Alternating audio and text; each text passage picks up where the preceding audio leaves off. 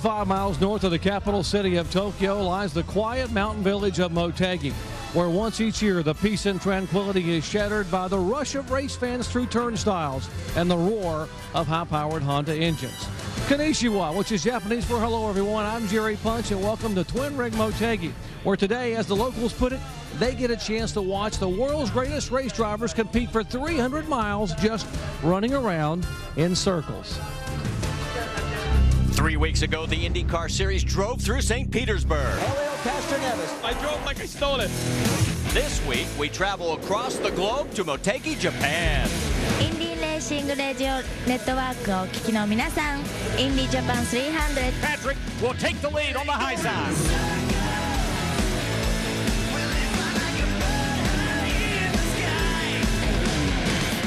With just one race before the 90th running of the Indianapolis 500, these drivers look to take Motegi momentum back to Indy.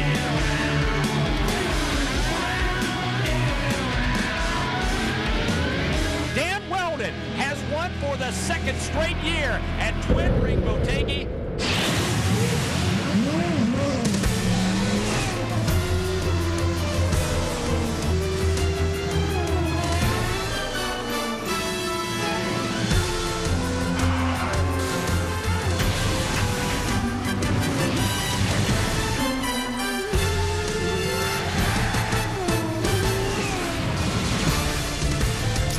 And we welcome you to Twin Ring Motegi in Motegi, Japan for the Firestone Indy Japan 300. And this is Firestone Race Day. It was 1 year ago at this very track where Danica Patrick proved that she belonged. And she now has a legion of fans.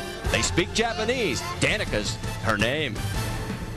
Speed Queen Danica Patrick. Dominated mostly by men. Danica Patrick is really a star. Danica Patrick leading. She has the task. A week ago, she sat on the front row and turned heads around the world. Will she be the first woman to win the Indy 500? She may be the new heartthrob. A woman driver making racing history. Danica Patrick finishes another race. Win a pole, famous for a day. Win a race, famous for life. Danica Patrick has shuttled back to 9th place. When are you going to close the deal? Just did not work out for her. The question I think everyone wants to know across America, can Danica win? What will happen today? Let's find out. Jerry Punch is with Danica. Marty, she qualified on the front row here a year ago, led the first lap and recorded a career best 4th place finish. Thus, Danica Mania officially began. And Danica, what did you learn a year ago that'll help you here today? Shoot, I don't know. I started in a much different place. I think it's more what's happened over the whole last year and just fine-tuning all the little things and pit stop, situations and on the track when yellow flags happen and just kind of fine-tuning that. I think a race car can always get you, whether it's difficult or easy, whether it was last year or this year, it's the same, but it's all the little things now. Well, having to start back in 14th spot, what is the strategy early on today?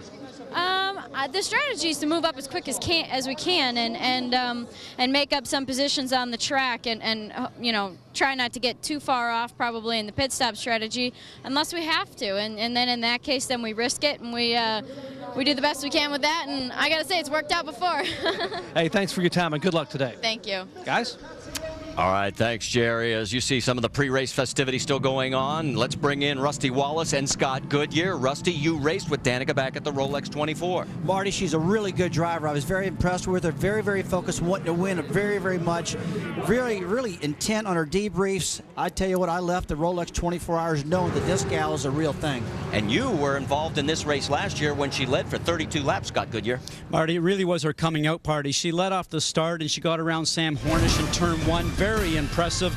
She ran all day strong and she finished 4th, but most impressively, I think for us, it really was a confidence boost for her on the run into the Indianapolis 500. And of course, that will be our next stop after we get done with business today.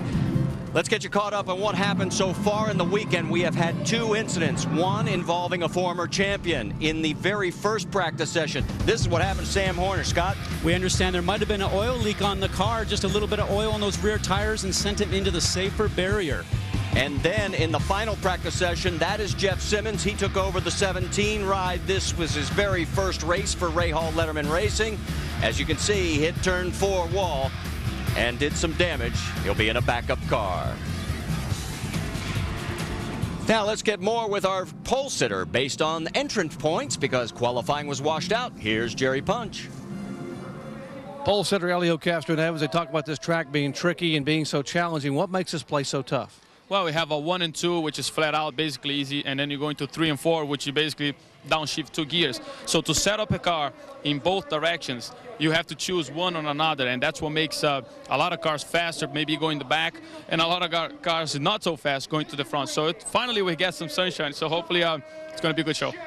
Guys, Elio should be okay because I'm going to loan him my special track map here. Elio, you can have this. Just don't break it today. I got to have that later tonight. No, guys? No worries, no worries. And this is an egg-shaped track. We'll talk more about that, but there it is right there. As you can see, that's what Twin Ring Motegi looks like, as this has been Firestone Race Day. As everybody is here, there is Elio heading towards the car. Kosuke Matsura, as he has been a big popular attraction in his home country. And look at some of the names and the faces. Some stern looks because they did not get all the time, did not get all the qualifying that they wanted. And it is going to be a showdown again, perhaps, between that man, Roger Penske, and Chip Ganassi's team.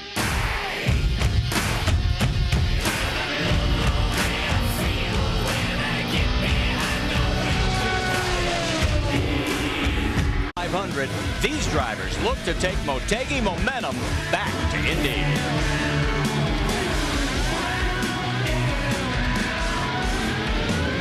Dan Weldon has won for the second straight year at Twin Ring Motegi.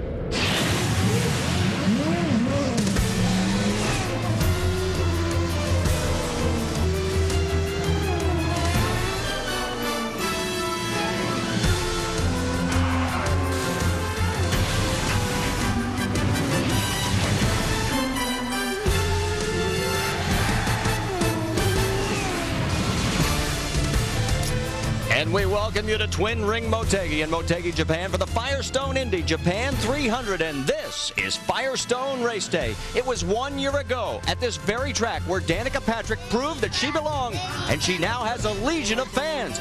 They speak Japanese. Danica's her name. Speed Queen, Danica Patrick. Dominated mostly by men. Danica Patrick is really a star. Danica Patrick leading. She has the tenacity. A week ago, she sat on the front row and turned heads around the world. Will she be the first woman to win the Indy 500? She may be the new heartthrob. A woman driver making racing history. Danica Patrick finishes another race. Win a pole, famous for a day. Win a race, famous for life. Danica Patrick has shuttled back to 9th place. When are you going to close the deal? Just did not work out for her. The question I think everyone wants to know across America, can Danica win? What will happen today? Let's find out. Jerry Punch is with Danica. Marty, she qualified on the front row here a year ago, led the first lap and recorded a career-best 4th place finish. Thus, Danica Mania officially began. And Danica, what did you learn a year ago that'll help you here today? Shoot, I don't know. I started in a much different place. I think it's more what's happened over the whole last year and just fine-tuning all the little things and pit stop, situations and on the track when yellow flags happen and just kind of fine-tuning that. I think a race car can always get you, whether it's difficult or easy, whether it was last year or this year, it's the same, but it's all the little things now. Well, having to start back in 14th spot, what is the strategy early on today? The strategy is to move up as quick as we can and make up some positions on the track and try not to get too far off probably in the pit stop strategy unless we have to, and then in that case then we risk it and we do the best we can with that, and I gotta say it's worked out before. Hey, thanks for your time and good luck today. Thank you. Guys? All right, thanks, Jerry. As you see some of the pre-race festivities still going on, let's bring in Rusty Wallace and Scott Goodyear. Rusty, you raced with Danica back at the Rolex 24. Marty, she's a really good driver. I was very impressed with her. Very, very focused, wanting to win very, very much. Really, really intent on her debriefs. I tell you what, I love. ESPN's presentation of the Firestone Indy Japan 300 is brought to you by Firestone Tires, a tradition of innovation, and Honda, proud sponsor of the Indy Racing League Indycar Series. Two teams separated themselves early in the 06 IndyCar season. Team Penske is led by Helio Castroneves. He's coming off a win at St. Petersburg. Team Penske now has a new nemesis. Target Chip Ganassi Racing, led by 05 champ Dan Weldon, who's already won at Homestead. And right now, that's exactly where we stand here at Twin Ring Motegi. Helio Castroneves leads, and it's Target Chip Ganassi's Scott Dixon, Dan Weldon running second and third. And look at the lead, guys, from up above. It's 1.7 seconds. Well, Marty, he's actually running about a half a mile an hour faster than the two cars that are behind him. But what will happen now is Dixon and Weldon need to get together and start to run nose to tail. Number one, to save some fuel and not fight against each other. So hopefully they have a chance of catching up to Castroneves, who's been fast all weekend, Rusty, and looks like he's ready to walk away with this. I'll tell you, Castroneves has been fast all weekend, but this rivalry between Ganassi and Penske is a lot of fun, guys. It carries even back to NASCAR right now because they're trying to beat each other all the time. They get along really, really well, but when you get them one-on-one, you can really tell they want to beat each other really, really bad. Well, Helio has now led all three races that we've had this year, and Team Penske's led 76% of the laps so far. Jerry, you've got more? Guys, Roger Penske has won 125 Indy-style races, including 13 Indy 500s, and won 11 national titles. But one trophy missing from his mantle is this one right here. He has never won at Motegi. And guys, here's what he's trying to do. Both he and Chip Ganassi are trying to win two races in the same weekend. In fact, Roger is loading up Sam Hornish, Helio Castroneves, and a couple of key personnel when this race is over in a helicopter to a jet to fly to Phoenix. He wants to win the doubleheader. And by the way, Roger says, yes, I have won at Phoenix. A guy by the name of Rusty Wallace gave me my first win back in 1998. Well, let's show you just how good Helio is right now. He has the 9 top fastest laps of the race. He's making a mockery of this early. One guy that is on the move right there, the 27 car, Dario Franchitti, started 10th. He's now up to 4th, Scott Goodyear. Just an impressive run. We saw how aggressive he was just at the very beginning, the opening laps of this, and that tells you that he's very comfortable with this car. A couple of the other teammates, though, said they were not so happy with their cars and making some big changes overnight. And remember the heartbreak he's coming off of from St. Pete, where he sat on pole, Rusty Wallace, and ended up going out early. Oh my gosh, he was gone too. That car was flying, and all of a sudden he lost a bearing on the right front upright, put him right out of the race. Unbelievable, because Franchitti was out of there. Guys, I tell you, these guys have been running laps of 190 miles and 199 every single lap. Now they fell to about a 197, 198. These cats are flying out there today. And the one thing that's different, guys, is last year we had a lot of early yellows. So far, we've stayed lean and green. And that's important, so you can get a rhythm about you. You can start to understand what the track is doing. Remember, they haven't had that much time on the racetrack because of the rain delays. The track is now going to start to get some rubber down on it. But as we watch this group right now, you have to make sure you settle into a pace. And the 27 of Franchitti, he's never won here, guys. He's finished second back in 2000, back in the Champ Car Series, and then his best finish in the IRL has been 7th back in 2004. Guys, I got to believe that Team Green, Andretti Green, they know they've been behind with some of these crashes and crazy things have happened. They know they got to lay some solid numbers down, get back on track, get back in this points hunt, and make some things happen. And Franchitti looks good out there, and I believe the day might be their day when it comes to this. All right, let's zero back in on Target Chip Ganassi Racing. There's the number 9 of Scott Dixon. Dan Weldon has gotten around Dixon now, taken over the second spot.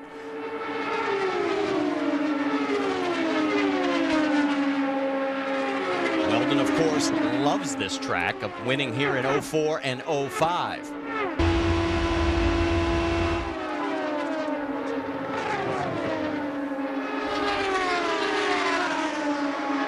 That is Jeff Simmons on the low side there, right side of your screen. He's being passed.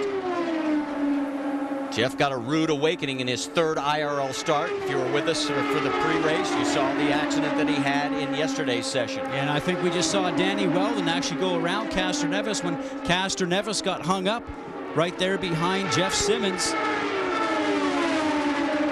You're right. Castroneves. And there is Weldon and Dixon. Franchitti, that's your top 4.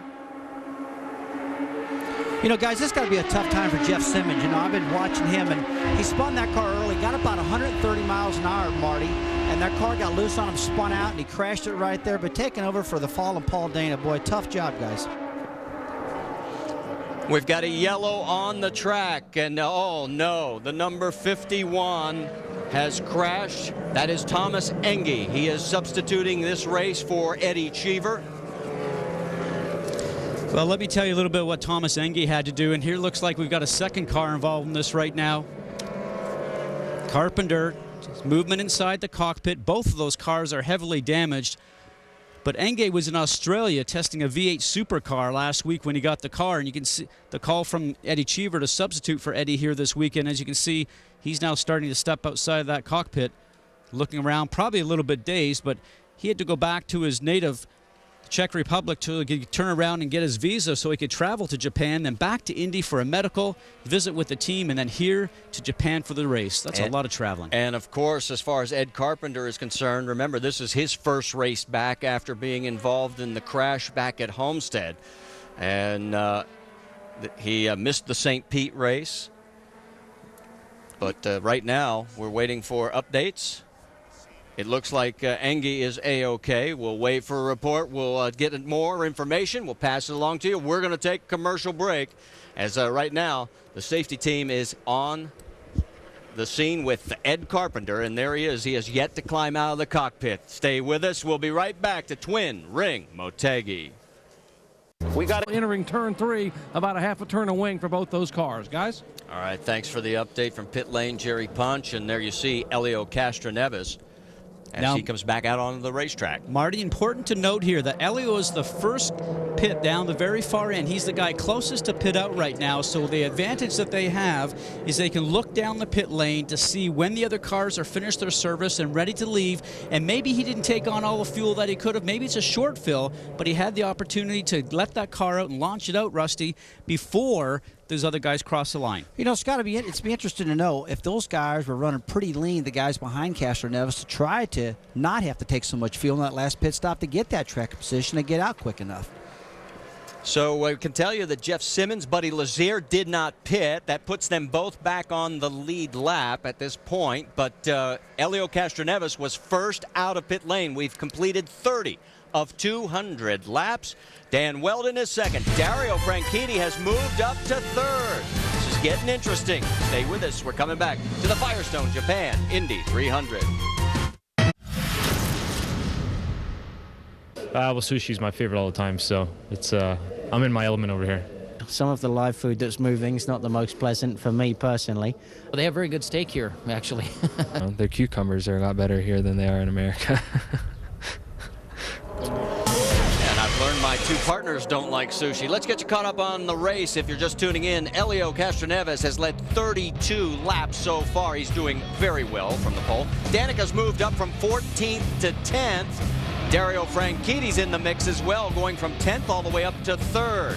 And then our first yellow, a crash involving Thomas Engie and Ed Carpenter. We can tell you that both drivers have been cleared from the medical center.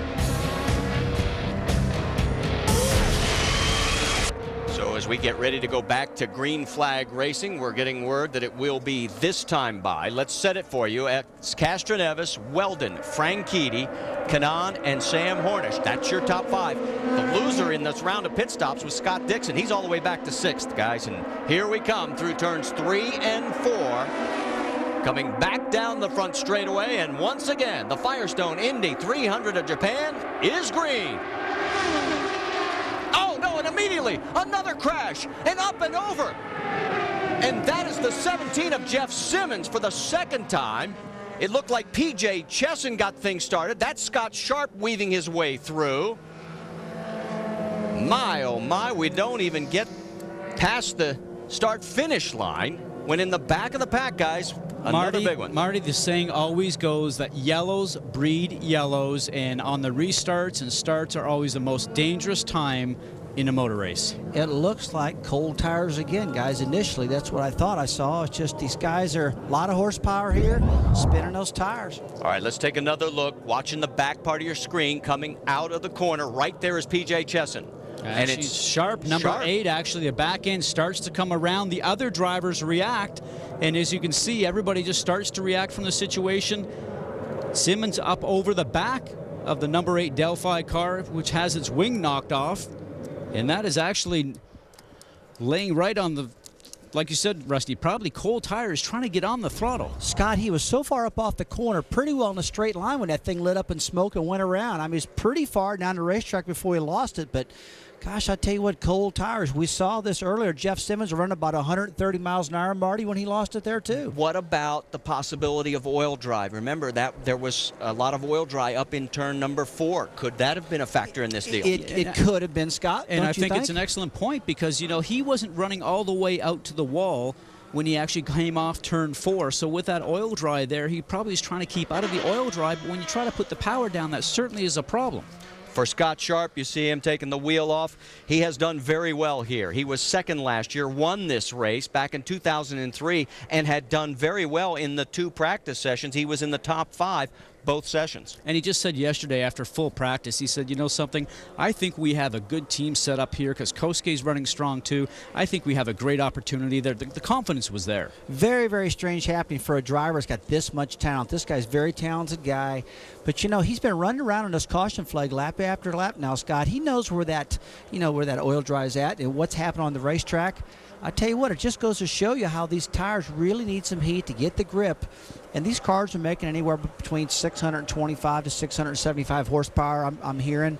So, but they're light, a lot of horsepower. This thing just simply went up in smoke and spun, and that was it. And you can see his engineer, John Dick, beside the wall there looking at him saying, buddy, there it goes. Now, there's the oil dry up on the left-hand side, the white. And Sharp, he's actually on the tail end of all those cars, so maybe he's trying to avoid that oil dry, but he certainly maybe got some disturbed air off the cars in front. But you know something? A lot of experience with that driver there. Should have happened. I know it shouldn't have happened. That's a strange feeling, but you know, as we look back at this replay, he was definitely in the middle of the corner, accelerating up off a little farther back in the corner than I originally thought, guys. You mentioned Sharp's experience. It's his 118th career start in the series. What a rude awakening as you're looking at PJ Chesson. What a rude awakening for Jeff Simmons. 2 crashes now, and this one was a frightening one because the car got upside down for a moment, but he appears to be okay. We'll sort it out. We'll take a commercial break. Stay with us. We'll hopefully get to go back to green flag racing. There's the top 5 here at the Firestone Japan Indy 300. Back at Twin Ring Motegi, the Indy Japan 300 still under yellow for an incident as we're getting ready to go back to green involving 3 cars, and I am with Scott Sharp. And Scotty, what happened out there? Well, Jerry, I don't know. I mean, I just started to pick up the throttle. Obviously, we'd have a lot of laps under yellow, really worked the tires, got them hot. Just I started to pick up the throttle, just sort of snapped on me. Very unusual. Speculation, I know Scott Goodyear and Rusty were talking about there's a lot of oil dry out there. Could there have been some oil dry that maybe got under some tires coming off 4? Maybe. You know, hard to tell exactly what happened. Everyone pretty much accelerated. I accelerated. We were in the right gear. You know, we weren't too short or anything, and all of a sudden just, whoop, just came right around. So not exactly sure. Really feel bad to come all this way with the whole Delphi team. We had pretty high expectations for today, and just have to regroup and go to Indy. Okay, Scott Sharp, who had a great practice session yesterday, 4th quickest overall, out of it here early today. Marty?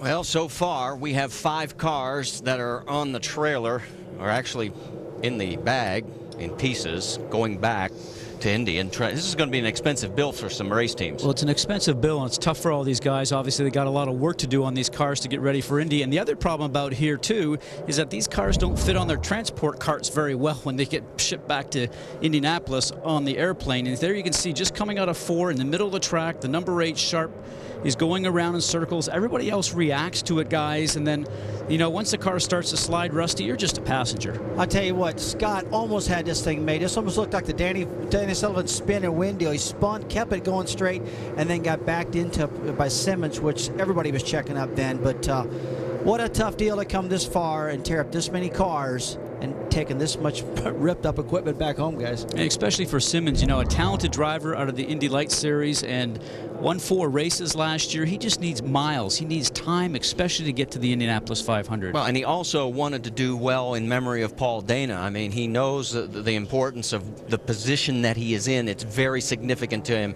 and this is not the way he wanted to have his season start. We've got to take a commercial break. Stay with us as you look down from above. We're still under yellow, and we've still got a lot of racing, and hopefully most of it will be green here at the Firestone Japan Indy 300. We may be in Japan right now with the IndyCar Series, but the IndyCar Series returns for the 90th running of the Indianapolis 500. Here's our schedule for the month of May, as it is long and it will be complete.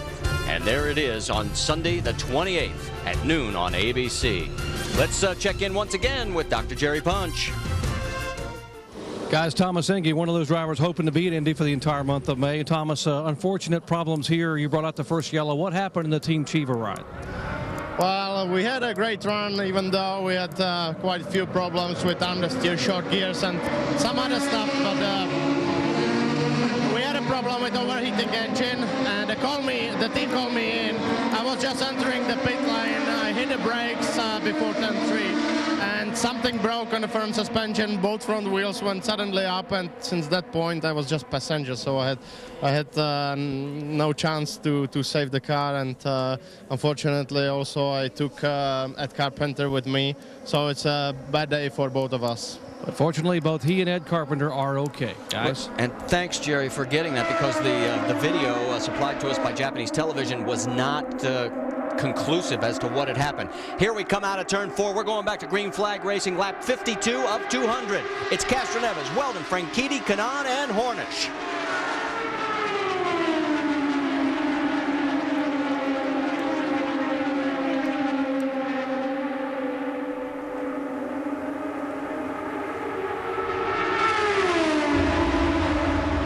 Did we see potentially some blocking going down that back straightaway? Smart move by Castroneves. Knew he didn't get a great restart, so he ended up running the low line, trying to make Danny Weldon run on that high side where there's not a lot of rubber right now, so he's trying to do the same thing again, and Danny's going to figure this out very shortly. He'll just probably try and pop underneath them going into turn 3.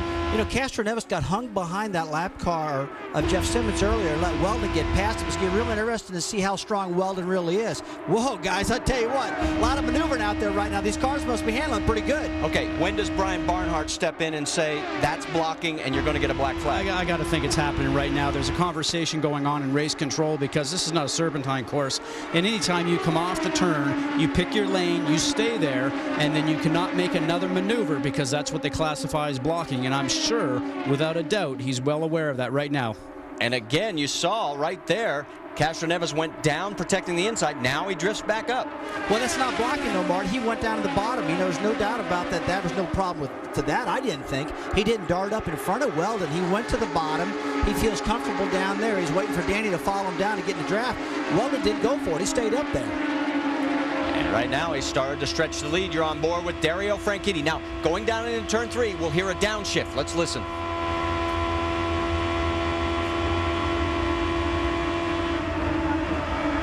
2 downshifts. Let me tell you, that's how tight that turn 3 and 4 is, Scott Goodyear.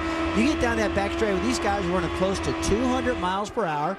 Downshift, 6th gear, 5th gear, 4th gear. A lot of downshift in this place. And Rusty, it is different this year, because last year they used to have a system on the car where it actually would be a spark cut, and all you'd have to do is grab the gear lever and bang it. You wouldn't even have to take your foot off the gas pedal. Now with the new rules and Honda supplying the engines for everybody, they've cut back on the electronics on these cars, so now it's back up to the driver, taking your foot off the throttle, matching the gears with the engine revs, and getting into the gear selection that you want from a driver's perspective. Great point, Scott. You know, when you look at this track, turn 3 and 4 is so much tighter than turn 1 and 2. To have to go 2 down, that's a lot. You know, we're used to hearing these guys 1 shift, and that's about it. But twice, that goes to show you, Marty, how tight turn 3 and 4 really is, and why these guys are having problems getting up off of turn 4 on caution flags and spinning. Riding on board there, I believe that was Koski Matsura. He is running in 9th position.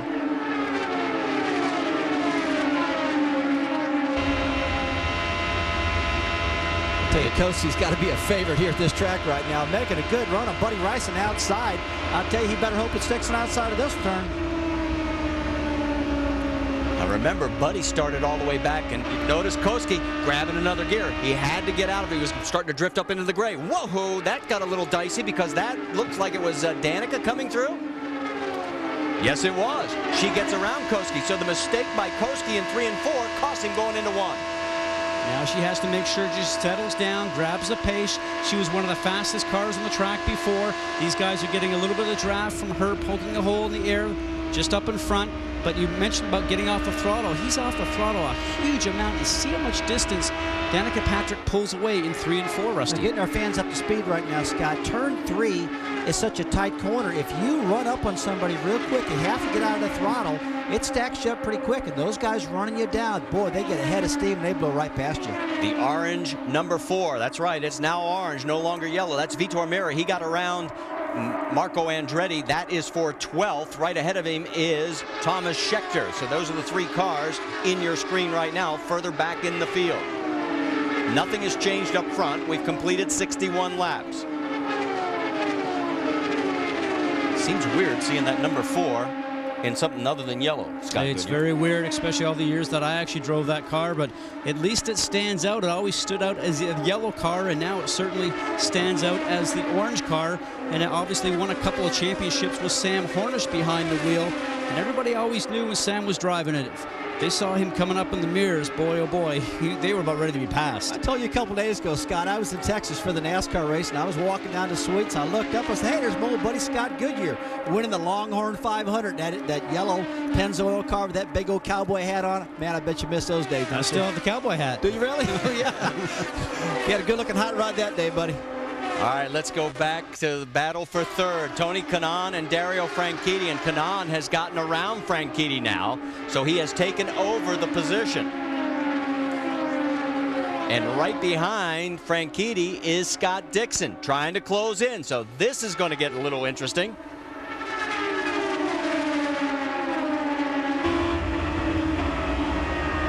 On board with Franchitti. That's through 3 and 4. You heard him getting out of the throttle. I'll tell you what, we're starting to see right now, guys, the lap time starting to vary around a little bit. Castroneves 198.5 that last lap. Kanaan 197.8. Then the lap before 199. So we're still up in 199, close to 200-mile-an-hour bracket, guys. And right now, Dixon wants to look down underneath Franchitti, but he's nowhere close enough. Now, as Rusty mentioned before, if you get off the throttle, look how much space that you can lose on the competitor up in front of you. So right now, as you ride on board with Dario Franchitti, he's in 4th. That's Dixon behind him in 5th. Who's leading? Well, the guy that's been leading most of the season, Helio Castroneves. Stay with us. We're coming back to the Firestone Japan Indy 300. And as we pull back, give you an idea just how nestled into the countryside, 65 miles north of Tokyo, as you're right there with Helio Castroneves. He is still in control by 1.1 seconds over Dan Weldon. Tony Kanaan has moved up to 3rd. Scott Dixon has gotten around Dario Franchitti for 4th. And Sam Hornish runs in 6th. And Buddy Rice is moving, guys. He has now come up to 7th from 18th starting position. Guys, I'm real impressed of the speeds. The top 7 or 8 cars, Scott Goodyear, are bumper to bumper within a half a mile an hour. Very impressive, and we talked about Franchitti being so strong earlier on. When we were away at break, we did see his car get a little bit loose on him coming off one of the turns, so we'll have to watch to see if that's something that's actually going to progress and become a difficult situation for him. You saw the 16 of Danica Patrick. She is currently running in 9th position. Remember, she started in 14th. Her next target is Brian Herta, right ahead of her. I'll tell you, one thing I can't get off my mind, guys, is how Castroneves, Weldon, Kanaan, Dixon, Franchitti, these 3 teams, Andretti Green, Penske, Ganassi, they keep stacking up and are in my mind about coming to the Indy 500, how good these guys are running. It's a good indication of what's going to happen, I believe. Let's get more on Danica Patrick from Jerry Punch. Well, guys, they are all smiles right now in the Danica Patrick Rahal Letterman pit. Actually, for both teammates, Danica and Buddy Rice. But Danica came in a little bit ago, and the car had a significant understeer. They made a major wing adjustment and air pressure change, and now Danica is clicking them off and feeling very good about the car. She's gained 5 spots, and likewise, both she and her teammate, Buddy Rice, making their way slowly toward the top 5. Well, her last lap, she matched Helio Castroneves, the man who's leading the race, 197.7 miles an hour. So the adjustment they made is paying some dividends. You know, she was a little concerned about starting way back, but she knew that she had to walk herself through the field. She said, I have to have patience. Buddy, on the other hand, he said, you know something, we're starting from the back, but I feel real confident with the car, and I think we have a great, strong shot of running up front and being on the podium. Well, Rahal Letterman, these two cars look very, very equal to me right now. Danica Patrick and Buddy Rice, the cars look the same at the racetrack, not only because they're painted the same, guys, but they're running the same speed. Now, if you're just tuning in, the reason Buddy started 18th is because qualifying was washed out by rain. So it was established by owner points, entrance points. And because they did not race, Rahal Letterman, the entire team, at Homestead, that's why Danica was 14th, Buddy was 18th. Let's get more on Buddy Rice from Dr. Jerry Bunch. Guys, Buddy Rice is really enjoying working with Jeff Britton, his new engineer this year. In fact, Buddy was so comfortable in that final practice session. He was the 4th quickest car on the racetrack, and he climbed out very early, didn't run nearly as many laps as other people. He said the car is just that good. He said, if I can be patient, we have a car to win here today. He said, I want to make sure we get them single file at this racetrack. There's so much room to pass. If I can be patient, I can work my way toward the top 5. Buddy Rice right now, after that adjustment of the front wing and both rear tire pressures, feeling the car is coming toward him, and so are the leaders. Guys? Well, Buddy going around some slower traffic. That is Buddy Lazier. So Buddy passes Buddy, and he says, see you later, Buddy. Well, I'll tell you what, the guy you better pay attention to is Tony Kanaan. He just laid down one of the fastest laps of the day, pushing 200 miles per hour, guys. So Buddy Rice, as he continues to motor around, he finished 3rd here last year. He is currently running in 7th position, trying to track down Sam Hornish. And again, here we go. There is Danica trying to move around. She gets around Brian Herta, so that is a pass for position. She uses the lap traffic to her advantage. She moves into 8th. Driving the car with a lot of confidence. Just think it was just a year ago this weekend where we talked about having her coming out party and running so strong. Well, and she has her new book out, Crossing the Line, and in the very first part of the introduction, she talks about how important this Motegi race was to her career last year, that it validated to everybody who questioned whether or not she belonged in this series. Well, we all know she belongs in this series. This gal pays a lot of attention to her racer. Her race car, she's very focused. I guarantee you right now, she's thinking the same thing that happened to her last year. Hey, I ran good in Motegi. I'm thinking about the Indy 500. And guys, as these laps are winding along, 198.5 for Danica Patrick, 199. I'll tell you what, but Marty, the guy you keep ignoring on me, Tony Kanaan, man, another 199.5 mile an hour. Come on, let's talk about him, buddy. I'm not ignoring him. I got to talk about the people they show us on the screen. And right now, that's Danica Patrick as she continues to motor around this racetrack. She's in 8th. We'll update you on Tony Kanaan, Helio Castroneves, and the rest of this field. Stay with us. Back here at Motegi, Japan. If you're just tuning in, let's get you caught up. Right at the conclusion of our first yellow, we went immediately back to another yellow, as it was Jeff Simmons going airborne over a spinning Scott Sharp. Also P.J. Chesson taken out in that one.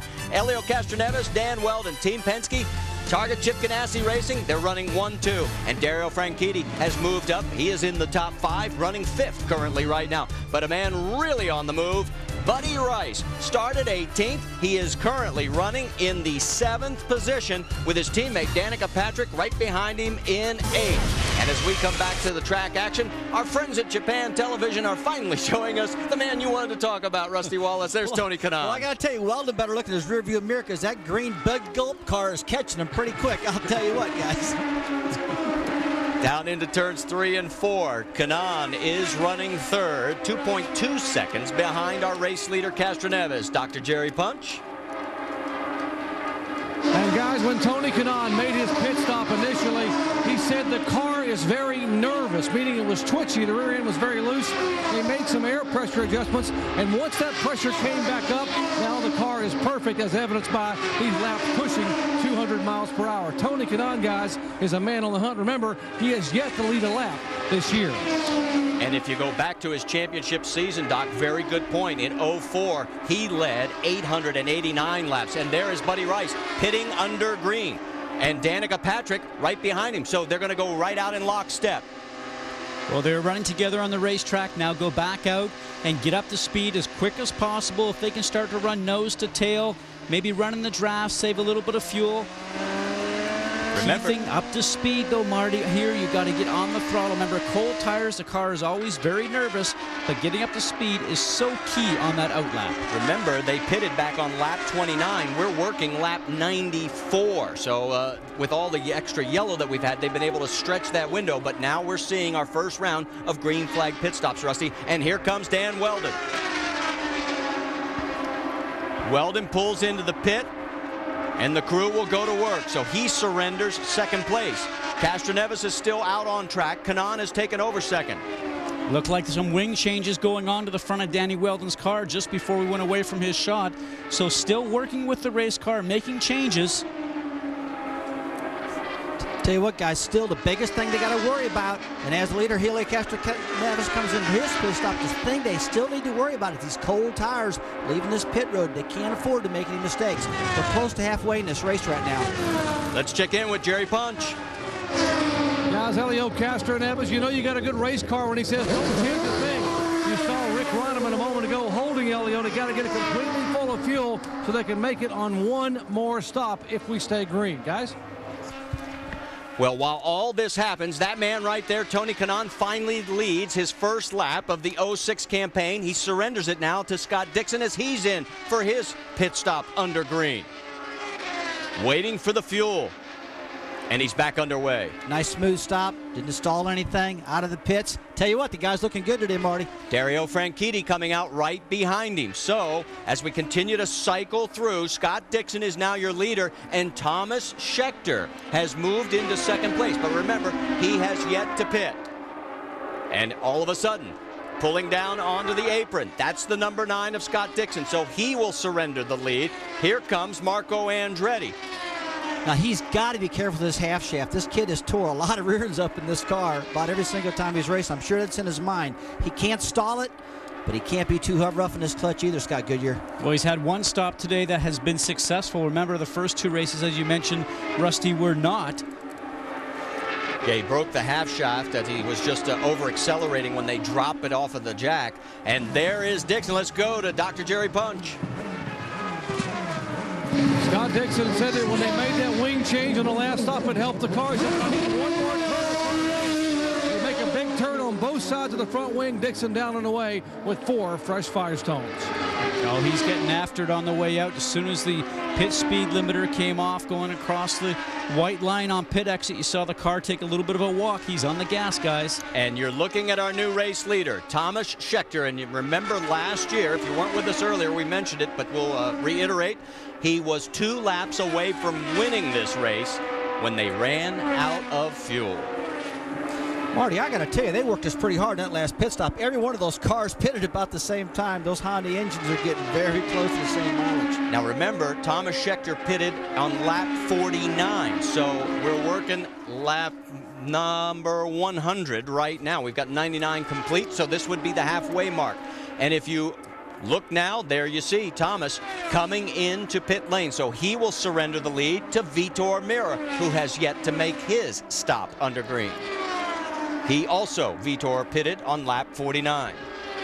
Now Vitor is in his new ride this year, the number 4 car with the Panther team. We mentioned about having to change colors, but during the stop now, let's see if one of the mechanics runs to the front to make any wing changes. There you go. Tells you he wasn't completely happy with the car. He tried to leave, guys, with a fuel buckeye still in. Boy, that could have been disastrous, but he escapes. And meanwhile, There is Elio Castroneves as he will cycle through into second place. Vitor Mirror has yet to make his stop, but yes, now Castroneves is just being shown as getting around Mirror as Mirror is coming into the pits. So now the cycling has completed and Elio Castroneves is back in front. Scott Dixon is running second. Where did Scheckter come out? He comes out in 10th place right now, and if you remember last year we mentioned it, we'll show you what happened to him as we head towards commercial break. This was just 1 year ago, just 2 laps away from sealing the deal. He runs out of fuel, and heartbreak for Thomas Scheckter and the Pennzoil team. Stay with us. We're coming back to Motegi.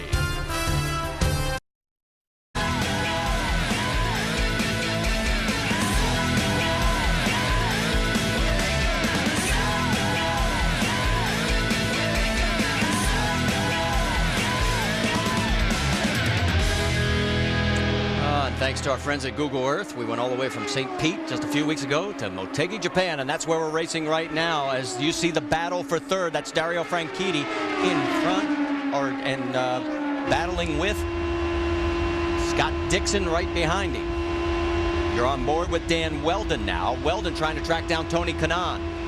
That's a battle for fourth. Remember, Weldon didn't come out so great in those pit stops that we just had. He was a bit further back. He's now starting to march himself forward. And Weldon's starting to have a look at Kanaan just in front of him. You know, Scott, it looks like these guys are pretty timid after they left pit road on these new tires. High fuel loads, I guess, are bottoming out a little bit. The pressures need to come up in the tires because I was watching the miles per hour. We're talking about 196.5, 197 compared to the 200s we were seeing before they pitted. It'll take a few laps for that tire pressure to sort of build up, raise the car off the ground, as you mentioned, Rusty, to sort of make the car stop bottoming, which is important. But these 3 guys here now are going to start to have a great race. Frankie's leading this trio with his teammate Kanaan and their ex-teammate Weldon. Start just breathe down the back. You know, the NASCAR stock cars I'm accustomed to driving, you know, the farther they go, the tires start wearing out, and they start slowing down. These cats here keep speeding up. That's something I'm not used to. But the stock car that you drive also is about a foot off the ground. These things are about an inch off the ground. Oh, come on, Scott. It's only 4 inches now. I know you're roughing me up again, man. All right, let's reset it for you as you continue to watch this battle going on. Elio Castroneves is still up front. More on him in a moment. It's then Scott Dixon, then this battle that we've been focusing on, Dario Franchitti, Tony Kanaan, Dan Weldon. That's your top 5, and right there you were on board with Franchitti, who's in third.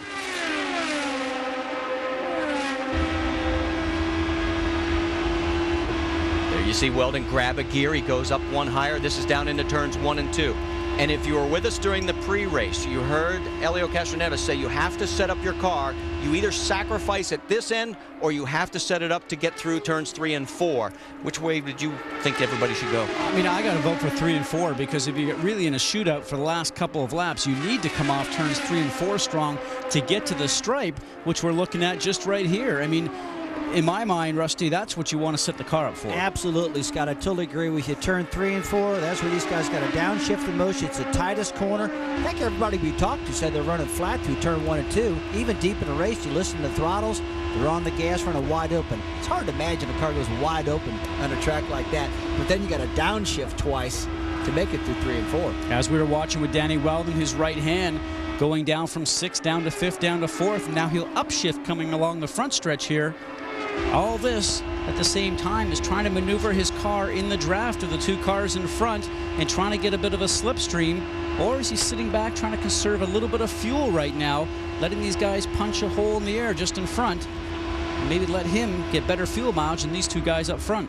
I'll tell you what, that's one thing I have learned about this series, Scott. These crew chiefs are notorious. If they're sitting back 3rd, 4th, hey, they're not worried about leading this race. They want to lean that baby down, maybe go to position 3 or 4, get some fuel mileage. And take a look here. Weldon's looking to the inside of Tony Kanaan, and he looks like he's going to be able to make the pass, and that will move Weldon into 4th. And remember, it was Weldon the big loser in this last round of pit stops because he came in 2nd before the stop, 5th afterwards. He's just picked up 4th. Now, Marty, the reason that happened is because the previous lap, Kanaan tried to stick his nose underneath Franchitti, ended up slowing himself down a little bit and allowed Weldon to take advantage of that. Now Weldon sets his sights on Franchitti, the number 27 car just in front of him. So what you're basically saying is if you're going to make a move on somebody, you better be sure you can make it stick, because otherwise it's going to cost you. And as we talked about before, and Rusty mentioned it, if you get off the throttle just a little bit, you lose momentum at this racetrack. It takes you another lap or two to get back that momentum that you lost. Not only do you lose the momentum, Scott, going into turn 3, it looks like if you do lose the momentum and you slow down that much, the guy behind you, 4 or 5 car lengths, he doesn't have to slow down as much. He's got a lot of momentum. And turn 4 is where they get you right there on the exit.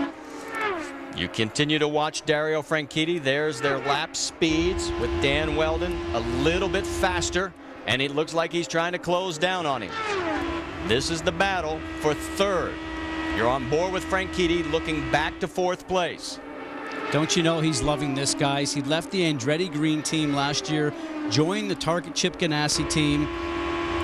And when your ex-teammate comes up behind you and drives past you and goes on to the car in front, it's a bad taste in your mouth. Well, stay with us. We've got to take a commercial break. While we've been focusing on this battle, we'll tell you nothing has changed up front. Helio Castroneves leads Scott Dixon by 2.7 seconds. Here are the point standings as we came into the 3rd race of the season. Helio Castroneves, and boy, it paid big dividends because qualifying was washed out. He started on pole, and there you see the rest of the top 5 with Koski Matsura tied for 5th with Tony Kanaan. Yes, it's been a very good start to the season for Kosuke, and he's in his home country. But right now you're looking at the race leader, Helio Castroneves. Let's talk about something. We've just passed the first 400 laps of the season. Team Penske has led 317 of them. Helio led 170 of those guys. Been fast all year. Homestead, St. Pete's, which he won. He's been fast every session here. You know, I remember last fall speaking to him at the awards ceremony. He was so looking forward to this season. I think he knew that the Honda power plant was going to be in the back of his race car at the end of last season, Rusty, because he couldn't wait to get started. Well, I tell you what, that's a feel-good, Scott. It always makes you look forward to the season when that happens. And just as we were talking, Danny Weldon laid down his fastest lap of the day, 199.82 miles an hour. So Weldon, he's not wasting any time. I'll guarantee that baby's turned up full, Rich, in the #1 position right now. He's making some big horsepower, driving that hot rod to the front, that's for sure. We're working lap 123 of 200. You're looking at our race leader. Castroneves leads by 1.4 seconds over Scott Dixon. Want to talk about the fastest speeds today? There they are. Just happened. Dan Weldon, 199.82. Castroneves, I'll tell you what, guys, he's been solid, 199 in the mid-range throughout this race. And Franchitti, Helio, look at there. I'll tell you what, Andretti Green, these guys are going to be feeling good right now because I think they got their mojo, Scott. I think they're back on track. I really do. Working into some lap traffic, and Helio has to make a move down to the inside. That is Buddy Lazier as he's going past Buddy to put him 3 laps down. So a momentary lift on the throttle. That might allow Scott Dixon to roll closer, but now Dixon will have to get around Lazier, as you can see just at the top of your screen. I'll tell you one thing that's definitely obvious is that Dixon, Weldon, the Penske team, Helio, Hornish, they had these cars really trimmed out last year, had their aero package right, and as I say, they lift that hood up and pop that extra 40 horsepower on the hood. These things took off. And you know what's impressive, Rusty, is that he's come in a couple of times, Helio Castroneves, and not made any changes on the race car. I mean, think back to when you're driving, how many times you have a perfect race car. He just might have that here today. Let's check in on the battle for 4th, guys. There is Dario Franchitti right ahead. I should say battle of 3rd. Let's correct it. It's Franchitti right ahead of Dan Weldon. You know, Scott, I talked earlier about putting 40 extra horsepower under the hood of these cars. I might confuse some people. Last year, these guys had some Toyota engines, which were great engines, don't get me wrong, but the Honda this year is just stronger. And they had problems with that last year. They felt like they weren't on par with each other, and the extra horsepower's got them going. And Tony Kanaan has peeled off, so he is making a pit stop here as we are working lap 127 of 200. And is this a little early, guys? Let's go to Dr. Jerry Punch. His final pit stop around lap 145. But what we were watching on the telemetry, that was a slow leak. Became more of a serious problem. And they just just couldn't take a chance unless they have to pit right now. They'll have to make another pit stop before the checkered flag waves, guys. So it was 31 laps since his last pit stop, and thanks for the update, Jerry, because we were wondering why he was coming in this early. And Marty, he just should go 40 to 45 laps on a tank full of fuel if they put all 30 gallons of methanol fuel in there with the 10% ethanol that they have this particular year. Now he will have to make another stop, as Dr. Jerry Punch pointed out. And one of the other issues here for him right now, too, he's waiting for a yellow. If he can get a yellow, does that help him out? We'll have to wait and see. Remember, we've had some long yellows so far, Rusty.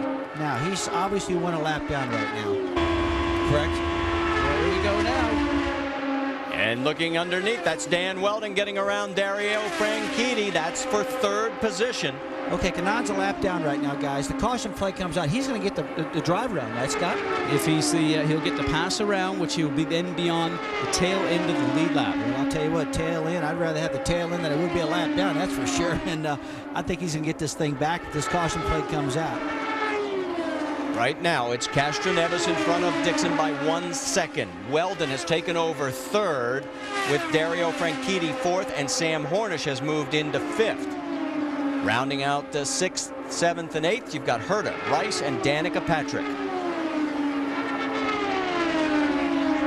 So as Dan Weldon continues to motor around this track, he has just cracked 200 miles an hour for speed. There you see it at the top of your screen as Brian Herta pulls into pit lane. So 6th place, Brian Herta surrenders that spot. He makes his stop at lap 130 of 200, which means he's going to have to stop one more time, guys. Can't go the distance.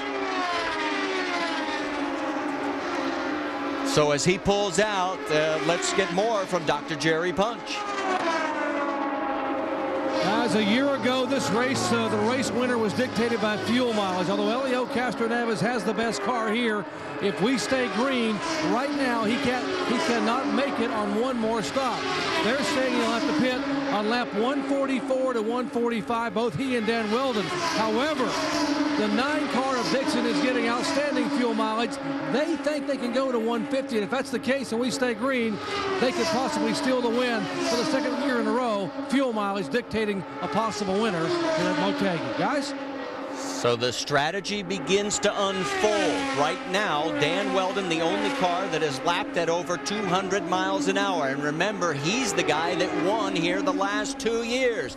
Can he continue that trend? No one in the series has ever won the same event 3 years in a row. He's running third right now. I've been coming to Japan for 9 years, and I love this place.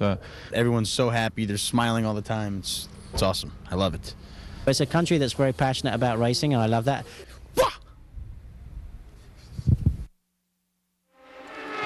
PJ Chesson, but he is one of the 5 that crashed out of this race so far, and for those 5, maybe the best thing will be getting out of Motegi, forgetting about this race and moving on to Indianapolis for the month of May. That's up next. Right now, you continue to see the battle up front. It is getting a little closer, folks. Helio Castroneves' lead is under 1 second. In fact, there's the top 3 in view. Castroneves, Dixon, Weldon. And you can see also they're approaching some lap traffic, Rusty. Yeah, they're getting some lap traffic. Got to be careful, especially on the entry into turn 3, so these guys don't lose their momentum. It's unbelievable how close Ganassi and Penske are. Look at these guys. They're so close in the way we're running. Now let's go on back down to Kanan again. His team reported they had a tire sensor showing he had a tire going down. Look, Scott, approaching 200 miles an hour, you can't chance staying out there. They made the right call. They're hoping for a caution now to get this lap back. You have to come in if the tire sensor says it's going down. The driver can definitely feel if the tire starts to go down, but if it's just starting to drop down a little bit, like a pound per lap, which they indicated, you never know when it might have a blowout. All right, the 3rd car in line there is Dan Weldon. As they continue to motor around the top 3, we were going to talk a little bit more about Dan, but there is Danica Patrick. So she is pulling in. She is surrendering 8th place. Dr. Jerry Punch.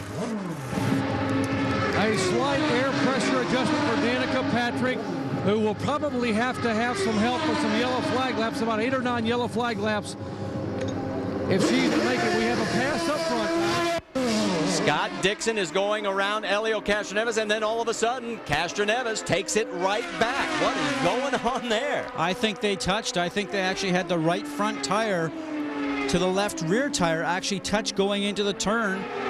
And I think Dixon actually thought more of it and just said, you know something, I'll sit back here and maybe take another shot at it later.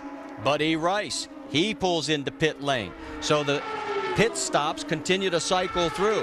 Danica went 49 laps before she had to pit. So that gives us an idea how far some of these people are stretching fuel. There you see Castroneves. He's got the race lead by only 0.4 of a second over Scott Dixon, Dan Weldon, Dario Franchitti. That's your top four. All right, we were mentioning Dan Weldon. Right now he's running in third place. And of course, he is the man trying to set a little IndyCar Series history. No one's won the same event 3 years in a row. Can he do it? He's won the last two here. This was 2 years ago when he took the checkers at Full Song. In 05, well, it was under yellow, but he had still earned it. He drove a great race.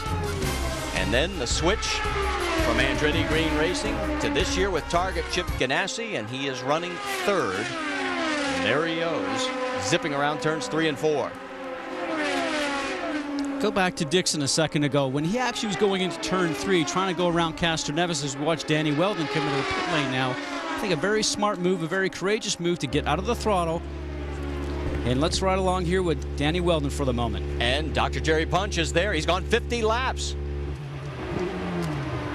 And guys, even with 50 laps, he's still going to need a little help, maybe about 3 laps of yellow. It's going to be very close. Right now, the calculations show him running out on lap 195 or 196. Air pressure, fuel, and last year's winner is away. So now we have to talk about the little switch inside the cockpit and how much you want to lean the car out. And the fuel trim, which is on low. Oh, no! As we have a major foul up in the pit area, and it looks like a couple of the pit crew for Dario Franchitti are down. Look at that. The guys are hurt, and they're still trying to complete the stop. Looks like Franchitti came in a little bit too fast, a little bit too close to the wall, started to hit the tires. Let's go back and take another look at this. And they're still working on trying to get that crew member taken care of. This is killing Dario right now. He's sitting in the car. He knows he's hit some of his guys. They're like family to him. Your teammates always are, Rusty, as you know. This will be so difficult for him to go out there now and get his program back underway. And you see Helio Castroneves coming in, and let's go back and take a look, and you can see how close he is, and oh my. Yeah, the tire's sitting away from the wall just a little bit. I'll tell you what, guys, thank God for the helmets I got on right now, because what happened, he got spun around, his head got banged into the side panel right there. I believe he's okay, but he's definitely shooken. Now, the Delphi safety crew that you see right there in the orange suits are all the doctors that are from the Indianapolis Motor Speedway and the IRL. They travel around the world with these guys. They know all the crew members, so these guys will feel comfortable having a Delphi crew with them. So with lap 149 that we're working, you saw that Helio Castroneves is come back out from pit lane. Scott Dixon is coming into pit lane right now. He is the race leader. He's going to surrender it to Vitor Meira. Remember, Meira's a little out of cycle here as we ride along with Scott as he comes in, and that's how it's supposed to work. Well, it looks like Dario just got in a little hot and slid in and got that left front tire and run right in the fella and knocked the poor guy over. I hope he's okay. Well, Dr. Jerry Punch is on his way trying to, and he stalls the car. So Scott Dixon may have just lost his chance for victory as they're having trouble getting the starter hooked up at the rear. So now they're trying to push him. Oh, does he have a gearbox problem, guys, or a clutch problem possibly? Because the car did refire, it did restart, and it looked like he tried to get it in gear and then it stalled again. So the starter's being plugged back in. And now they're just going to try and push it and get it going. He's off. Remember a year ago, he finished 21st at this race, a first lap crash with Jeff Bucknam that took him out of the race. He is second in the points, and this is going to be costly. Now let's get more from Dr. Jerry Punch in Dario Franchitti's pit. Well, guys, the injured crew member is Steve Price, who's a left rear tire changer, and he is awake and alert and being tended to here by not only the Indianapolis Motor Speedway medical staff, but the local medical staff. And the concern is the lower extremity area where the car came across and got him as he was coming on and off of pit road. Again, Steve Price is awake and alert. He's the left rear tire changer and will be transported momentarily back to the care center here, and then probably, from what I'm hearing on the radio, off for x-rays on the lower extremities. Guys?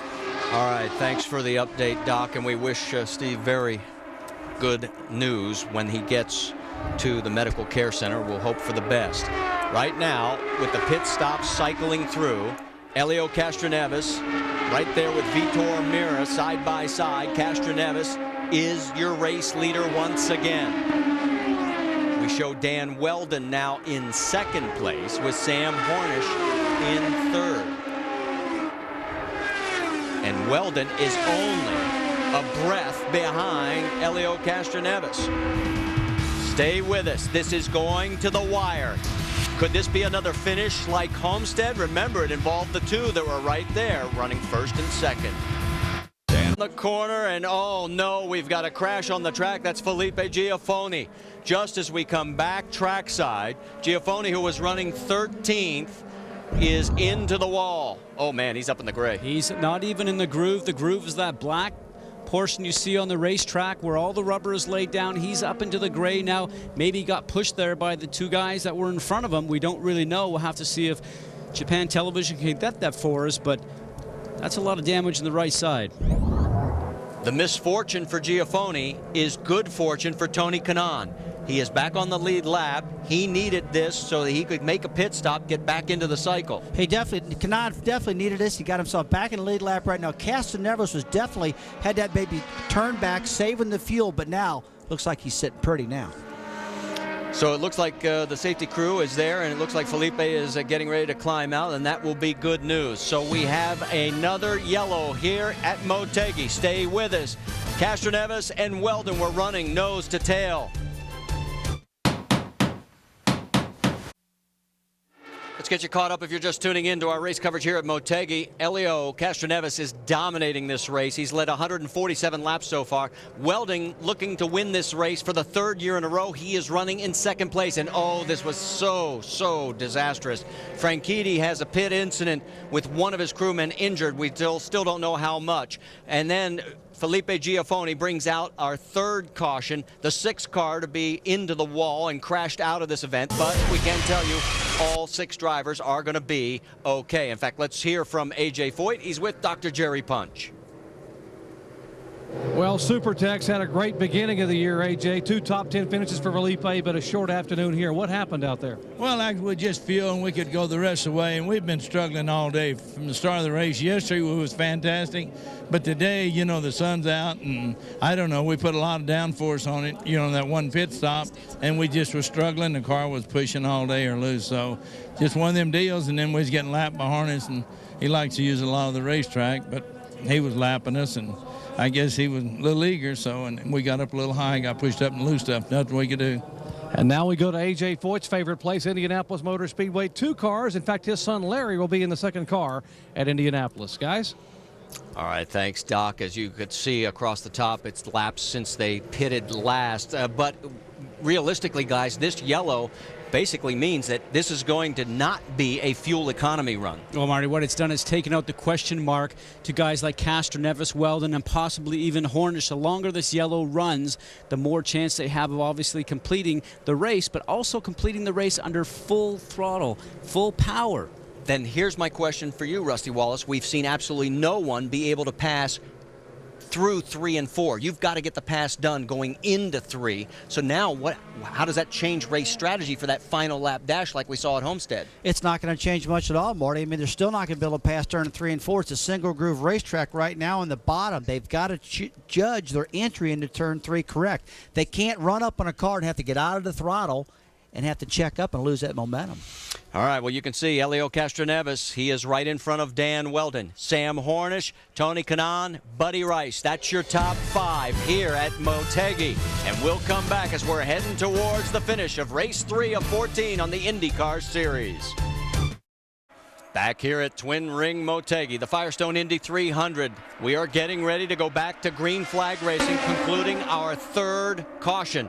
Felipe Giafoni has been released. He is okay. Green flag flies. Here we go.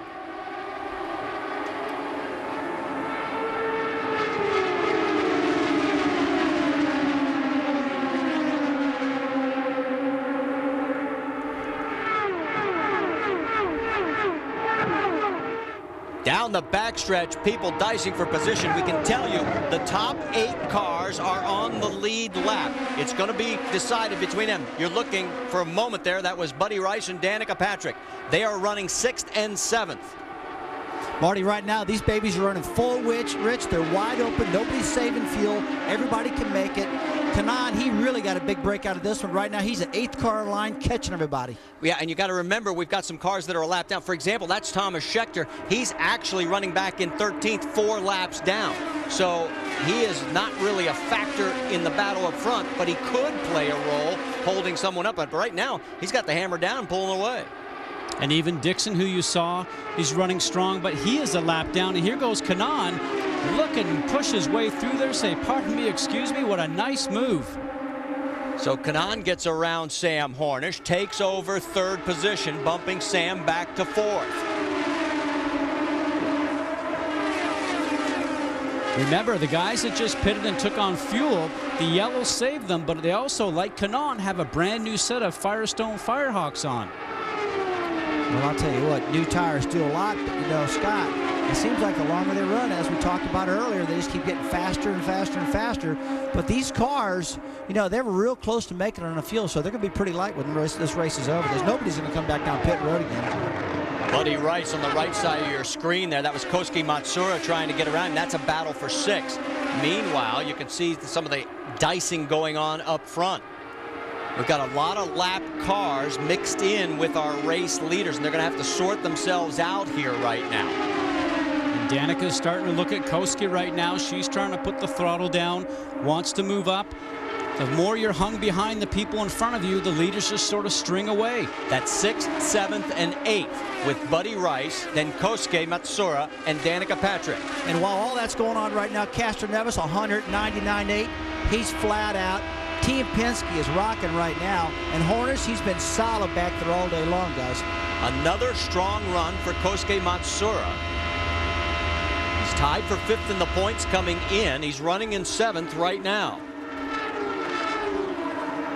He finished 6th back at Homestead, 7th at St. Petersburg. I tell you what, Kosuke's been solid all year long, guys. He's just been there every doggone race, looking good. Meanwhile, Elio Castroneves, there's Sam Hornish, his teammate. Sam running in 4th. That's Brian Herta to the right of your screen. He is in 5th place. We can tell you haven't missed anything up front. Elio's lead over Dan Weldon is 1.2 seconds. Our friends at Japan Television trying to get the best racing action up there, and you can see right now it's sort of become like a little bit of a freight train. Well, Hornish, who was actually usually running around 196 to 197, maybe at 198, seems to be clicking off these laps at 199 now. Well, was that because he was running a fuel strategy? Had the wick turned back? Now it's, hey, fuel's not going to be a situation to worry about. Crank it up. Could have been.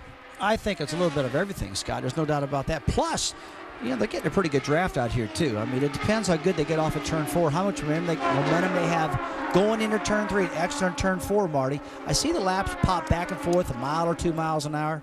Look at this. Team Penske has led 388 of 475 laps this season, and Elio has had the majority of them. Remember, he finished 1st at St. Petersburg, 2nd at Homestead. He's leading here.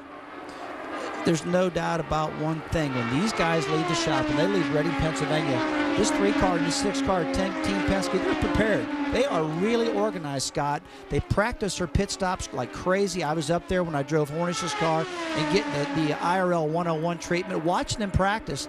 They're very, very prepared when they leave the shop. They know exactly what their strategies are going to do. Tim Cindric, to me, is one of the best field strategists and one of the best team managers I've seen in a long time. And Penske, look at the guy. You can't deny, 13 Indy 500 wins right now. Tell you what, he wants 14 real bad, and after that, he'll want 15. Then he'll want 16.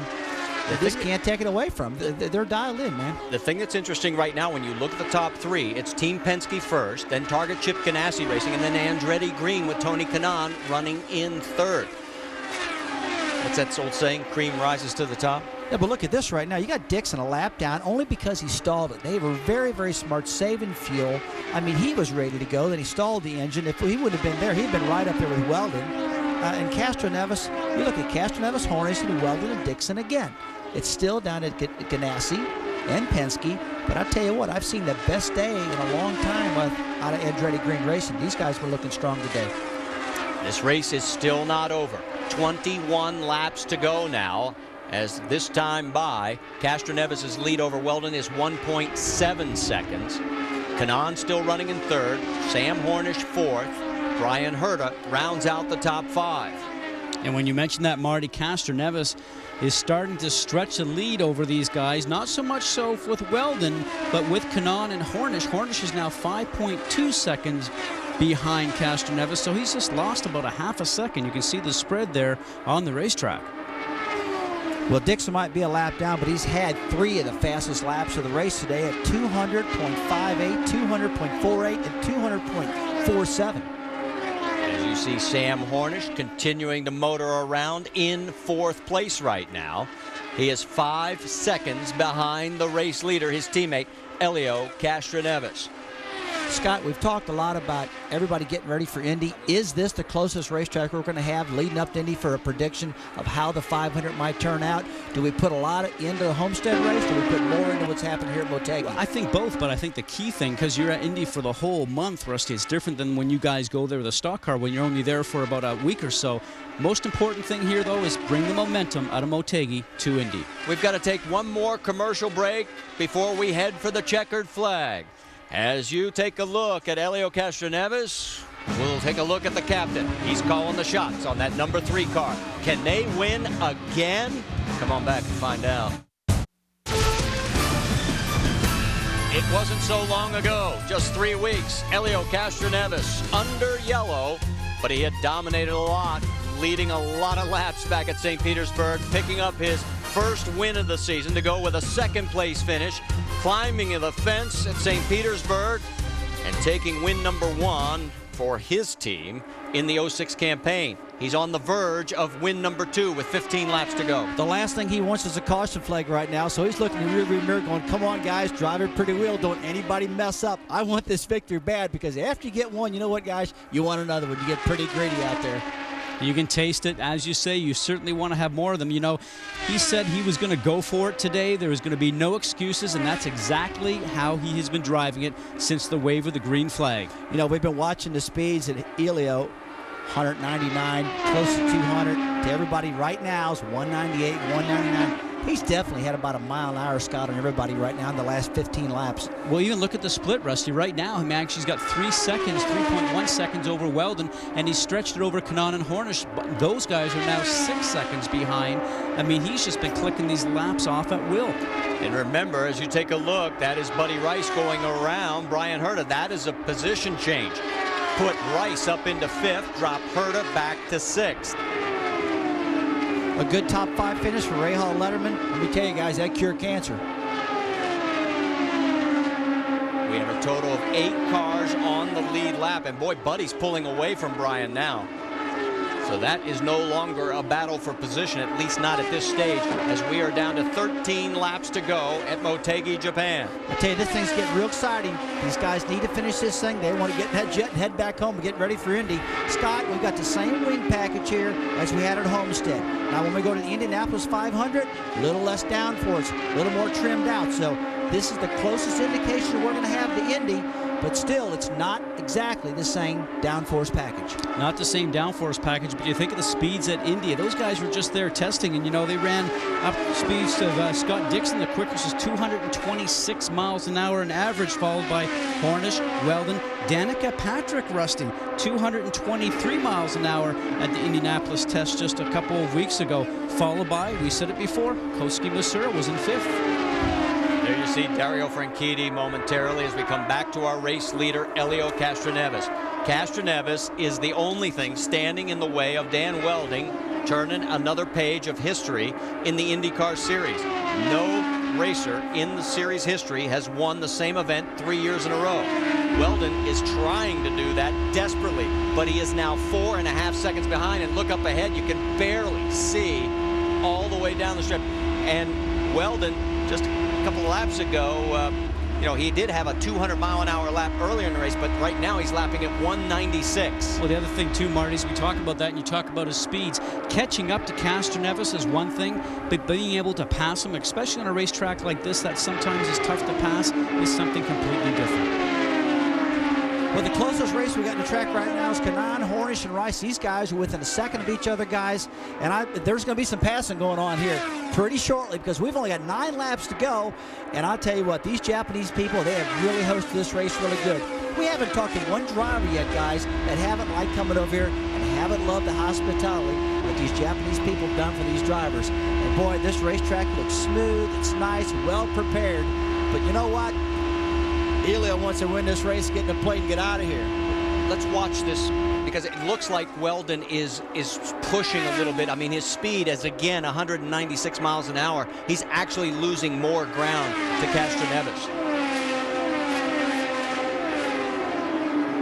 The car just seems to be going away from him a little bit every lap as we've got 7 to go this time by. And that spread is now up to 5.4 seconds. Castroneves lead over Weldon, so he's just starting to slip away, as you mentioned, Marty. Off the gas a fair amount. He turns 3 and 4.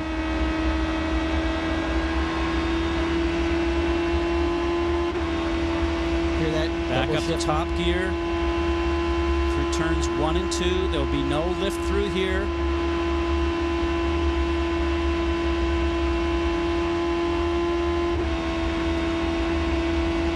Top gear, listen for a downshift. A couple of quick downshifts through this tight section. Remember, it's shaped like an egg, this racetrack. Turns 3 and 4 are the tightest ends of the racetrack. 197 miles an hour for Weldon the last lap. And we have 5 laps to go here at Twin Ring Motegi.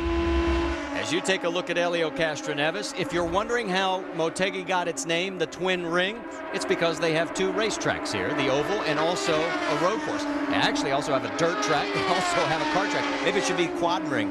The neat thing about the road course is a 3-mile road course that winds in around the oval and underneath the oval at one point in time. When we looked at this thing from Google Earth, guys, it looked like racetracks everywhere.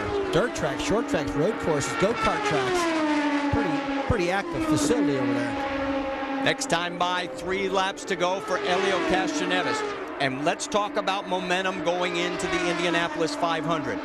This guy, barring any last-minute travesties or disasters, is going to have 2 wins and a second-place finish in the first 3 races. And he only has happened to win the 500 twice in his career. That's the impressive thing. So to go there and become one of the 3-time winners, you know, the excitement that's on him, the momentum he carries, and going with Team Penske, all those things are going for you. You know, Team Penske, Roger Penske called us, guys, before this race started and told us Helio Castroneves is flying over there. And Rusty, this is going to be a good indication of the outcome of this race for the Indy race. I'll tell you what, Mr. Penske's got to be feeling pretty good right now, guys. About a lap and a half to go for Helio Castroneves. His lead over Weldon is up to 6.4 seconds. You want to talk about a dominating performance, it is Helio Castroneves. As he cakes the white flag, he has led now 183 laps. And if he leads number 184 out of 200, he's going to take the checkered flag first. As there you can see Dan Weldon in second place. And in the backstretch, for the final time, Helio Castroneves looking for his 9th career win, his 2nd consecutive win this season. First time back-to-back that he has done it in his IRL career. The checkers are out, and the win goes to Team Penske, Helio Castroneves, Dan Weldon 2nd, Tony Kanaan 3rd, Sam Hornish Jr. 4th, and Buddy Rice rounding out the top 5. So the fist in the air, and guess what? It means the Japanese crowd will be treated to a bit of fence climbing. And we'll be back for it, so don't go away. We'll also talk to him. In fact, we'll see if he still has that egg in his pocket that Jerry Punch gave him in our pre-race show. Stay with us. We're coming back to Motegi. As we come back to Motegi, guess who's heading for the fence? The man who invented this maneuver, Spider-Man, does it again. And this one's a lot firmer than it was at St. Petersburg. He almost came over head over heels, and the Japanese fans on their feet saluting our race winner, Helio Castroneves. Listen to the crowd. Oh, I tell you what, Tony Stewart's doing it right now, but I tell you what, Helio invented it. He's done it for 2 straight races in a row. You gotta love it. He's got to be feeling good. He's excited after this victory. He's got to be ready for Indy. Team Penske's pumped up. I'll tell you what, they were prepared. He extends his points lead to 42 over Dan Weldon. Weldon has moved back into 2nd place ahead of his teammate, Scott Dixon. Look at this. He knows that this is one of the best teams in IndyCar racing, has dominated before when they've had a great power plant underneath them. The excitement right now of knowing going to Indy is terrific. Let's go to Dr. Jerry Punch. Helio Castroneves with that classic fence climb gets his 9th career win, and Helio getting a big hug from Rick Reineman, his longtime crew chief, has been a part of much of the Penske success over the years. Roger Penske getting his very first win here at Motegi ever. Get in here, and Helio gets a towel to wipe off. And Helio, congratulations on a great effort. Hey, what was the key to this domination here today? Like I drove in St. Pete. I drove like I stole it, so I was going for it. And these guys gave me a fantastic team. I mean, fantastic car. Our team Penske is awesome, and I didn't put anything wrong, and we just kept going. Ron, you did a hell of a job, man. And again, let's keep working hard. And it's just the beginning, man. Oh, I can't believe it. This is awesome. This is awesome. You needed some yellow flag laps to be able to make it on fuel. It's going to be very, very close. What was going through your mind when you realized you might be 4 or 5 laps shy? Well, I asked them about the rest of the guys, and they said they actually worse than me. So I was playing cool, to be honest. And my car was unbelievably special in the end of the run. So I was very confident on the end of the run. So it was one of those things that when it's your time, you know, nothing can it can happen. So it was awesome. What does this win mean now headed to the month of May in Indianapolis? Wow, it's just carrying good momentum. You can't thinking about this is good and yeah, awesome. But the month of May basically it's itself. It's one race itself. So you have to think different. So so far we're gonna keep our head to what we're doing. It's been working. So let's not change it. So it's awesome. Helio Castroneves picks up his 2nd win of the year, 9th overall, and now he heads to the month of May where he wants Indy 500 win number 3. Guys? Said he drove it like he stole it.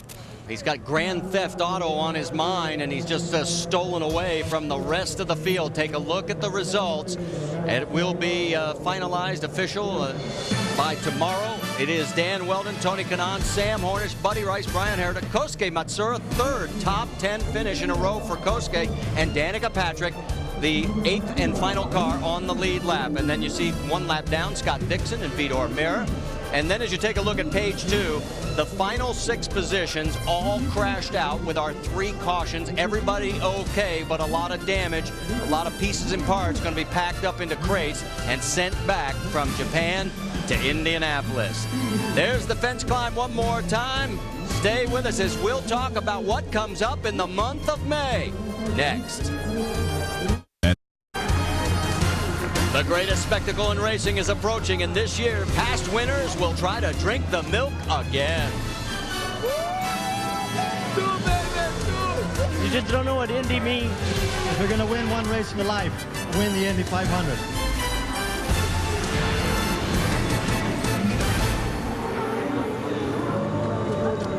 celebration continues down trackside. Let's talk to the man who finished second, Dan Weldon. He's with Dr. Jerry Punch.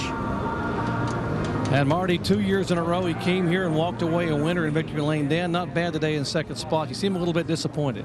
No, I mean, it's obviously a good result. It's a good points result. Obviously, we'd like to try and stop Elio from he's got the same streak going that I had, I think, last year. But, you know, I've been with Honda since 2002, and, you know, it's a great company to be part of, and it was just something that I could have had that was real special. So it was a shame from that standpoint. But, you know, Helio deserved the win today. He was racing away from everybody. But I think this event is fantastic. There's a ton of fans here today, and it was a good race. They were chasing the chassis for you a little bit throughout the afternoon. It seemed like it got better as the day went on. What were you trying to get worked out? Yeah, I was a little bit up and down. I had a little bit of push to start with. So we put a little bit of front wing in, but then I think we went perhaps a little bit too far. So just kind of back and forth. But I think from a point standpoint, like I said, it's a pretty good result. All right, good run. Good luck headed to May. Thank you very much. Dan Weldon finishes second here and hopes to be able to go to Indianapolis and make it 2 in a row there for the big one in the Indianapolis 500. Marty? All right, Doc, thanks very much. Great work today as you were all alone down in pit lane. Take a look at the points. After 3 of 14 races, you can see Dan Weldon has moved up, as did Sam Hornish. Scott Dixon drops 2 markers, and you see all the way down through the top 10 with Felipe Giafoni, 85 points behind Helio Castroneves. As we get ready to wrap things up, a special salute to all our U.S. servicemen and women and their families throughout the world that are serving. They are watching our race on American Forces Network. Glad that you were able to join us today here on the IndyCar Series Firestone Indy 300 of Japan. Scott, we head to the month of May now. How do you bet against Helio? Well, I don't think that you can, but I think I look at the results from what we've had for the first couple of races, how these teams are so even, how competitive it will be going into the month of May. You think about Helio Castroneves, who we see here. He's only 30 years old and headed to Indianapolis, Rusty, looking for his 3rd Indy 500 victory. Well, Scott, I think this race today was a great snapshot of what to expect for the Indianapolis 500. Thank gosh nobody got hurt today. We had a fast race, 200 miles an hour, basically all day long. Pretty impressive. So as Helio goes around the racetrack to the salutes of this Japanese crowd here at Motegi, we'll take one more break as you take one more look at the checkered flags flying for the 2nd race in a row where Castroneves has come home first. The celebration continues here at the Firestone Japan Indy 300. Helio Castroneves makes his way around this 1.5-mile egg-shaped oval as the fans along the fence give him the thumbs-up salute, waving the flags. And let's talk to the man who finished 3rd, Tony Kanaan. He's with Dr. Jerry Punch. And Marty, he gets the comeback award for the day. TK having to make that unscheduled pit stop. First of all, what happened? We heard something about a tire or maybe losing some air. Yeah, I mean, Kim said, hey, TK, we're losing a pound out of the right rear. 2 pounds, 3 pounds. I said, well, Kim, what do you think? Should we pit? He says, how bad is it? I said, I mean, I don't know if on the car it doesn't feel better, but on my head, for sure, it's terrible. So we decided to come in and, you know, it was an early stop, but after that we made an adjustment and the car was flying. You had one of the best cars today. If you had not had that little incident there, you think you'd have had something maybe for Helio or Dan or the guys up front? Maybe for Dan. I don't know for Helio. I mean, if you know, we can always wonder. But we had a competitive car. Unfortunately, we got some set downs. But, you know, I'll take 3rd here and maybe 1st in the next one. That wouldn't be bad. But I got to thank Rusty because I heard, you know, my mom already called me and said that he was cheering me up big time. So, Rusty, thanks for your support, man. Hey, good run, man. Thanks, Jerry. Tony Kanaan thanking the guys in the booth for giving him a little pub today because he did drive his tail off here to come home in 3rd. Guys? I think he's referring to that moment, Rusty, when you wanted to see him in Japanese television, wouldn't put him up for us. Oh, man. Those moms get on those phones pretty quick, don't they, Scott? I'll tell you. All right, as the celebration continues, we've talked about Helio Castroneves, what he has done, what he is probably looking forward to in the month of May. What about some of the champions that are coming back? This is going to be a fun time. We had a chance to talk with Al Jr. Al Jr., Michael Andretti, and Eddie Cheever. All these guys are returning, but, you know, we just mentioned a second ago that the winner here today is 30 years old. These guys that are coming back, they're in their 40s. You know, this is a game for 20-year-olds right now. I don't know. Well, we'll find out because the month of May is just around the corner as we are going to make way now as we head towards the month of May at the Speedway. It'll be May 13th for Indy 500 Pole Day on both ESPN2 and ABC, and we'll have all the action for you. For Rusty Wallace, Scott Goodyear, Jerry Punch, and our entire ESPN crew, I'm Marty Reed. This has been a presentation of ESPN, the worldwide leader in sports. We can tell you that all 6 drivers that were involved in crashes out on the track are okay. We're still waiting for an update report on the crew member from Dario Franchides. The Kia NBA shoot-around is next. Congratulations again to that man right there, Elio Castroneves, the winner of the Firestone Indy 300 of Japan. We'll see you next month from the Speedway.